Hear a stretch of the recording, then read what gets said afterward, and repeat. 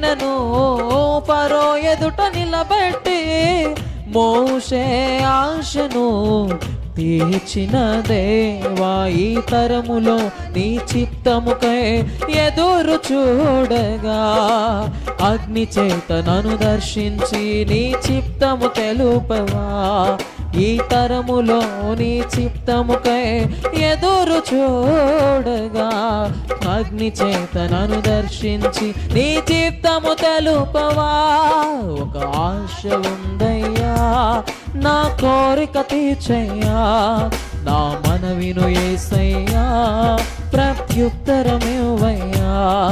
ఒక ఆశ ఉందయ్యా, నా కోరిక తీర్చయ్యా, నా మనవిను యేసయ్యా, ప్రత్యుత్తరమివ్వయ్యా.